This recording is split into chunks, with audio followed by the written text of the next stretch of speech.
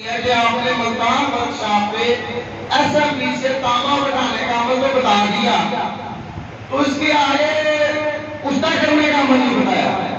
میں نے انہیں کہا کہ یار یونیفیکیشن شاید شاہ صاحب سے مسنگ ہوگی ہو یا مجھ سے مسنگ ہوگی ہو،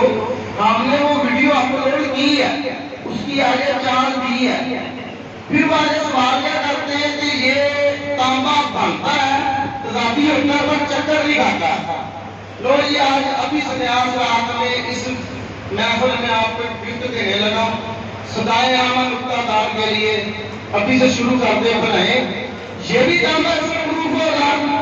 اور اسے کروسیبل میں مٹی کی کٹھیالی میں کالی کٹھیالی میں ڈال کر کولے کی بھٹی میں رکھیں گے، یہ سوکھ ہو کے اس میں جذب ہو کے کٹھیالی کو توڑ دیا،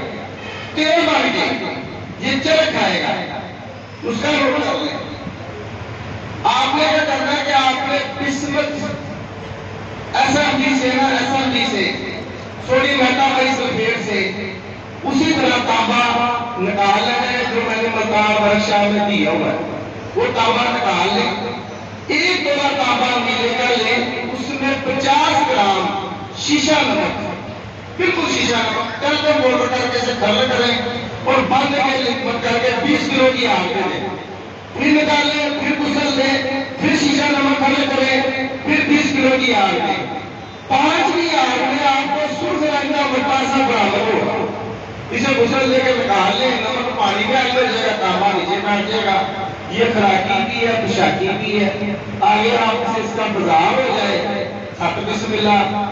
اگر نہ ہو تو دلا مجھ پہ کوئی نہیں، نسخے کی حد تک یہ تانبا بڑھے گا، چکر بھی کھائے گا اور اس میں پروف بھی ہوگا۔ دعا میں یاد رکھیں آپ کا حضور کی عبادت